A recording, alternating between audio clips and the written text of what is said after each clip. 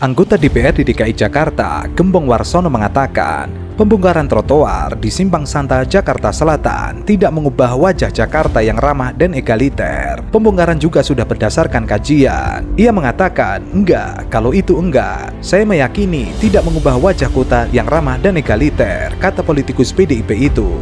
Gembong meyakini bahwa perubahan apapun yang dilakukan pejabat Gubernur DKI Jakarta pasti ada kajiannya terlebih dahulu, tidak dilakukan begitu saja. Apapun yang dilakukan itu ketika ada perubahan pasti melalui kajiannya terhadap pengguna jalur sepeda yang ada di Jakarta. Selain itu, Gembong menduga berdasarkan kajian yang dilakukan Pemprov DKI Jakarta, jumlah pengguna sepeda di Jakarta tidak terlalu signifikan dan semakin hari semakin berkurang. Ia menduga berdasarkan kajian yang dilakukan oleh Pemprov DKI Jakarta, mungkin pengguna sepeda di Jakarta tidak maksimal. Karena tidak maksimal, maka perlu dilakukan refungsi atau alih fungsi yang tadinya jalur sepeda, kemudian sekarang dimanfaatkan untuk penggunaan kendaraan bermotor. Mungkin seperti itu dalam benak saya, karena tidak mungkin mengubah suatu kebijakan tanpa melalui kajian, kata Gembong. Dinas Perhubungan DKI Jakarta memang melakukan perbaikan ukuran jalan raya yang terkait dengan bentuk fisik jalan di simpang Jalan Wijaya 1, Jalan Walter Monginsidi, Jalan Suryo, Jakarta Selatan untuk mengurai kemacetan dan menambah kenyamanan warga yang berlalu lintas. Penataan tersebut dilakukan agar distribusi kendaraan dapat berjalan dengan baik seiring dengan semakin tingginya kemacetan di area tersebut. Untuk diketahui, politikus PDI Perjuangan sekaligus anggota Komisi B Bidang Perekonomian DPRD DKI Jakarta, Manwara Siahaan, menilai Kepala Dinas Perhubungan atau Dishub DKI Jakarta telah keliru memberikan masukan kepada pejabat Gubernur DKI Jakarta Heru Budi Hartono soal rekayasa lalu lintas di Simpang Santa. Masukan teknis itu berasal dari dinas, dalam hal ini Kadishub. Pernyataannya adalah atas dasar kajian apa trotoar dan jalur diubah. Ia mengatakan masalah yang ditimbulkan pasca alih fungsi trotoar jadi jalur kendaraan di Simpang Santa, Jakarta Selatan bukanlah kesalahan Heru Budi. Pak Gubernur tidak sampai kepada hal-hal yang detail. Ia menduga kuat bahwa proses perubahan itu adalah usulan dari dinas teknis, yakni Dishub.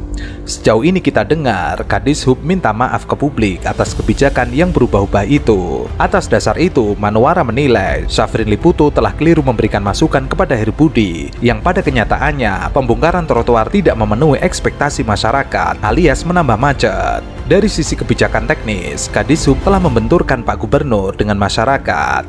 Dengan kata lain, Heru Budi kecolongan atas masukan teknis dari Syafrin Liputo, sehingga reaksi publik negatif terhadap kebijakan tersebut. Menurutnya, Dishub DKI Jakarta belum matang melakukan perencanaan rekayasa lalu lintas, yang berimbas pada reaksi negatif dari masyarakat dan adanya indikasi pemborosan anggaran. Ia menyarankan Gubernur mengevaluasi kebijakan teknis tersebut, sehingga tidak terjebak untuk kedua kalinya. Untuk diketahui, pejabat Gubernur DKI Jakarta, Heru Budi Hartono, membuat kebijakan anyar mengenai trotoar yang dibangun pada zaman Anies Rashid Baswedan dibongkar, lalu diubah menjadi jalan raya di kawasan pertigaan lampu merah Santa, Jakarta Selatan. Kebijakan itu menuai kritik dari sejumlah warganet karena dinilai mengesampingkan hak pedestrian. Namun, anggota DPRD DKI Jakarta justru menyebut pembangunan trotoar di masa Anies hanya kebijakan mengada-ngada dan memang harus dibongkar. Ketua Komisi di DPRD DKI Jakarta, Ida Mahmudah mengatakan, komisi yang membidangi pekerjaan umum hingga tata ruang selama bertahun-tahun mengeluhkan pembangunan trotoar pada era gubernur sebelumnya. Ia mengaku mendapat komplain dari masyarakat bahwa jalan di sekitarnya menjadi sempit akibat pembangunan trotoar di kawasan Santa. PDI mengatakan sangat sependapat dengan PJ Gubernur DKI Jakarta, memang harus mengevaluasi, menata kembali trotoar yang memang sudah dibuat dengan harga yang tinggi, harga mahal, tapi karena memang sangat mengganggu perjalanan masyarakat.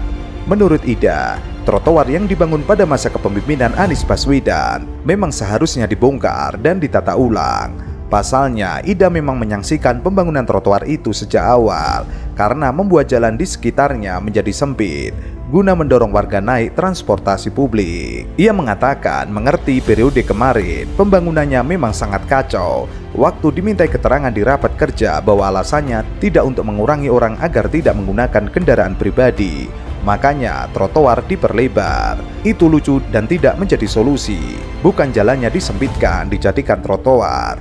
tapi adalah bagaimana caranya ada jalur-jalur yang memang dibuat lancar, tidak ada kemacetan. Ia melanjutkan, pembangunan trotoar menjadi jalan yang dilakukan PJ Gubernur adalah hal yang tepat. Ia pun tidak segan-segan memuji kebijakan PJ Gubernur yang berani tersebut.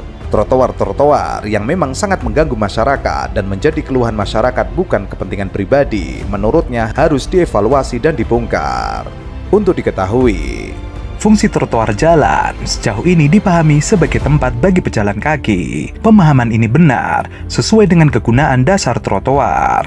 Namun ada hal lain yang bisa digunakan di atas trotoar, seperti tempat bermusik hingga berjualan. Konsep penggunaan trotoar seperti itu sudah diterapkan di negara-negara besar di Eropa dan Amerika. Konsep ini kembali diterapkan dan dikembangkan di kota Jakarta oleh Gubernur Anies Baswedan. Sejak 2008 hingga akhir 2021, Pemprov DKI Jakarta melalui Dinas Bina Marga Provinsi DKI Jakarta melakukan penataan trotoar di sejumlah wilayah pada 5 kota administrasi. Menurut Anies, sejak 2018 hingga 2022, panjang trotoar yang dibangun oleh Bina Marga DKI Jakarta mencapai 800.000 meter persegi. Pada 2021, trotoar yang telah dibangun lebih kurang 41.000 meter persegi.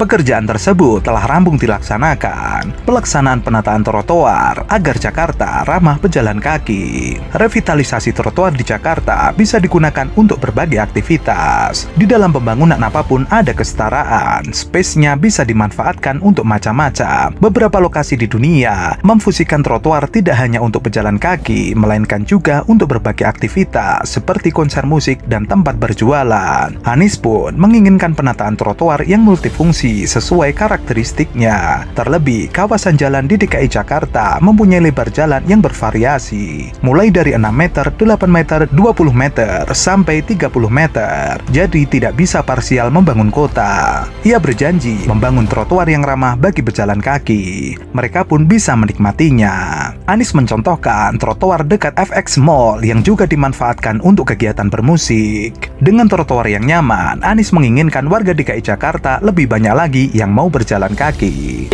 Selama ini kalau naik ke ini, kalau mau pergi ke halte Transjakarta, orang harus naik tangga. Apa yang terjadi? Ibu hamil, orang tua, sulit sekali. Sekarang kita kerjakan dibalik. Itu diturunin. Ya. Sekarang pakai ram, jalan menuju tengah sana. Jadi tidak ada lagi yang berjalan, tidak harus pakai tangga.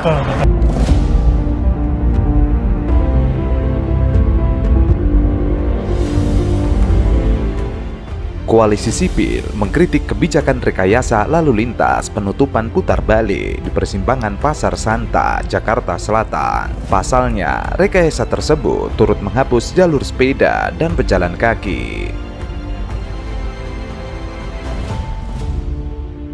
Koalisi sipil tersebut terdiri dari Greenpeace, Koalisi Pejalan Kaki, Komunitas Bike to Walk, dan Road Safety Association. Mereka mengatakan penghancuran trotoar menjadi jalan raya jelas langkah setback atau mundur. Jalan di sekitar Pasar Santa sebelumnya merupakan trotoar yang dibangun di era Gubernur Anies Baswedan. Namun, akibat kebijakan rekayasa lalu lintas di kawasan pertigaan lampu merah Santa, trotoar itu dihancurkan dan diganti jalan raya.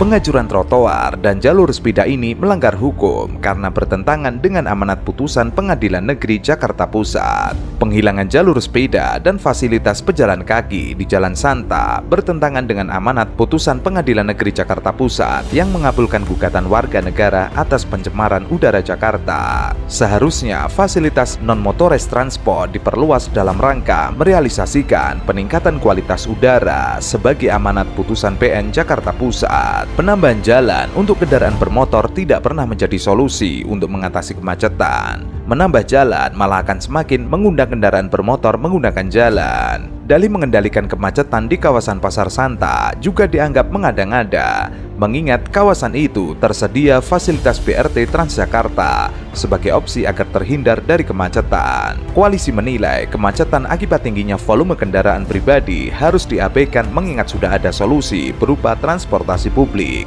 jalur sepeda, dan fasilitas pejalan kaki di kawasan tersebut. Menurut koalisi, kemacetan adalah hukuman bagi mereka yang masih bertahan dengan kendaraan pribadi. Koalisi mendesak fasilitas trotoar dan jalur sepeda dikembalikan. Mereka akan menempuh upaya hukum apabila keberadaan fasilitas pejalan kaki dan jalur sepeda tidak dikembalikan seperti sebelumnya. Kepala Dinas Perhubungan DKI Jakarta, Syafrin Liputo, mengatakan pihaknya menerima masukan dari koalisi. Menurut Syafrin, Pemprov DKI Jakarta akan tetap memperhatikan hak-hak pejalan kaki dan para pesepeda di jalan raya. Pesepeda juga pejalan kaki tetap terakomodir secara baik. Oleh karena itu, dari hasil peninjauan, untuk yang menyeberang nanti akan dilakukan penataan. Sebelumnya, pejabat Gubernur DKI Jakarta Heru Budi Hartono mengatakan penutupan U-turn di persimpangan Santa tersebut membuat kemacetan lebih terurai. Lampu merahnya mereka bertahan itu lebih lama dibanding mereka muter. Muternya kurang lebih 1,5 kilo. Menurut Heru, berdasarkan laporan dari Dirlantas Polda Metro Jaya dan Dinas Perhubungan DKI Jakarta, jika biasanya kepadatan dari arah Jalan Wijaya 1 ke arah Jalan Kapten Tendean terjadi pukul 9, kini telah diberlakukan penutupan U-turn kepadatan hanya berlangsung hingga pukul 8. Hal tersebut tentu saja berbeda dengan Anies Baswedan.